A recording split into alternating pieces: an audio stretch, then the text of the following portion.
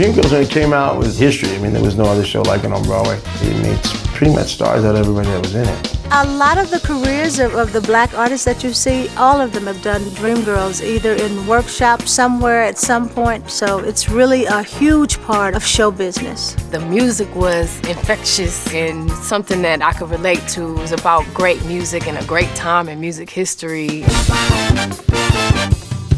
The stories are very universal stories. The story of success, the story of forgiveness. It is the quintessential show business story. What happens when you get a group and somebody shines a little brighter?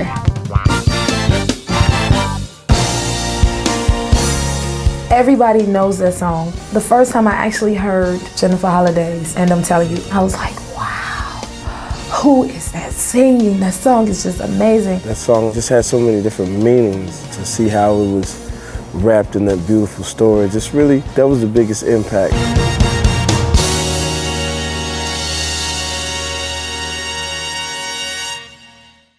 Listen to the sound from deep within. It's only beginning to find release. Beyoncé contacted us and said she'd like to meet, and I thought that was a good idea. It was incredible to meet this young superstar who was such a nice, sweet, down-to-earth woman. I knew that this part was something that I had been preparing for with the other movies that I had done. I knew that it had so many layers, and it gave me an opportunity to really act and show what I can do dramatically. And it's like, I know it's the role of my life, and I know everyone has that one movie that's just perfect, and it's perfect for me. I think that Beyoncé knew that she could do this, and that she was the only one who would be right to play this part, and she felt like the only way to show you is to show you. So they did a really full-blown screen test, with not only people reading opposite her, people reading opposite her in wardrobe, and it was really one of the more spectacular screen tests I've ever seen, because they don't really do screen tests like that anymore. For me, it was simply a question of finding out if someone who has such a strong contemporary stage persona could become somebody completely different as a performer, because Dina is someone really of her time.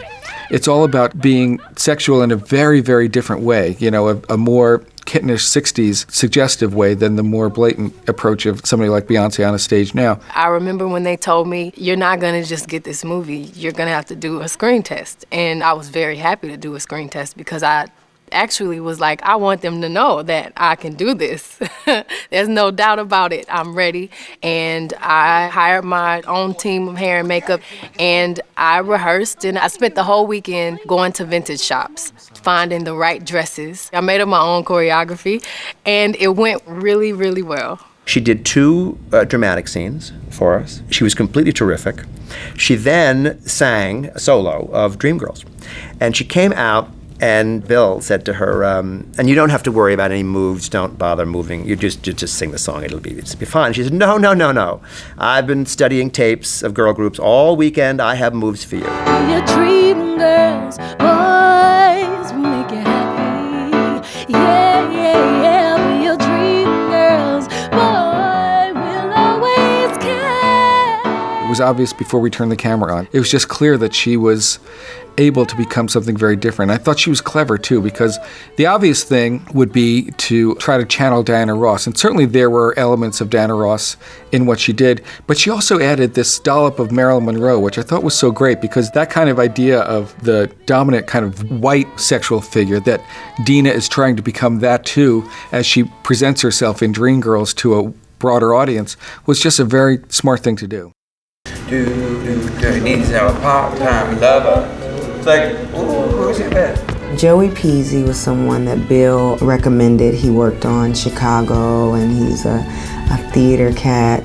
At first I was a little leery, like, I wonder how he's really gonna play. and within our little, because we were definitely a group. He brought the Broadway aspect. He brought a different eye, a different angle, just a whole fresh approach. And it was a snail's pace at first because she had a team, a really, really solid team. So I did a lot of watching the first couple of weeks. And then finally one day I just stood up and said, how about if you do this? That's what I think. Let's go from the top. To the top. We started to rehearse in August, and we stopped rehearsing right before the movie started in January. And there was a lot of numbers. We had a lot of numbers to get through. From there, the girls came in. We would work with Jennifer Hudson for an hour first normally because she had the least experience with dance. That dancing thing, oof, honey, that was a journey. That took a whole lot of prayer in itself. Yeah, and instead of being like this with your arm. Jennifer, she comes from, my voice is so powerful, I don't need to dance. Most belter singers, they don't do that. They just work a stage and you don't even need to see them do anything because their voice will blow you back. And that's her thing. So when we got in there and danced her, it was completely like artist development. AJ was really good with breaking it down for me, like spelling each step out. And Joy was very patient and sweet. He's like the biggest sweetheart. Fatima, she's the boss. I would get nervous when she come around. Yes, what you want me to do? I knew a couple of times she probably wanted to strangle me. Like, ooh, girl, if you don't, and it's like, I'm the dancer, sorry. I've never seen someone grow and develop as fast as Jennifer. I have to give most of the credit to Joey Peasy because he stayed on her like you wouldn't believe. It's always easy to throw something on one of the dancers of the skeleton crew we had because they'll whip it out and make it look beautiful and perfect. Well, you have to pull back on some of the difficulty because these are actresses and singers and they're not so much the dancer. But Beyoncé, she's a dancer, and I don't care what type of shoe she has on or what you try to get from her, she's gonna do it. With Beyoncé, I knew it was gonna be easy. Beyoncé is such a seasoned entertainer. Like, she came in and would learn a routine in an hour. I actually had an opportunity to work with Fatima when I was about 16, and I loved working with her. 5, 6, 7, you're going. Help me, G's, and coming up on Jesus. She always does something new. She's very knowledgeable about the 60s and the 70s. She had so many tapes, and we watched a lot of old Motown performances. You guys have been working hard. Yeah, I know, seriously, amazing. How do your feet feel? I'm used to it. My poor feet are just destroyed. Now they just twisted and... I personally don't know how you can remember. All the Dreamgirls are Virgos, and one thing that they do hold in common is the perfectionist part.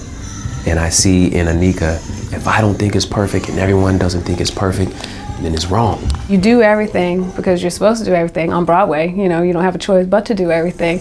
There's always something that you have to put in a little more effort, or maybe a lot more effort. Dance is the thing that I'm like home in the mirror by myself, like tripping on the rug or doing whatever, looking real stupid at home so I can come in the next day and not make anybody nervous and have them be scared. Sharon came in towards our latter part, and Sharon she was just great. You could tell she's been a bit trained as a ballerina as a little girl. Like, she just had a very feminine way about her. I just kept thinking, just keep up with everyone. Just don't hit Beyonce, I didn't want to step on her feet. I just was like, just fit in and keep up with everyone around you, and try to contain some of your excitement and don't act like a crazy fan, Well,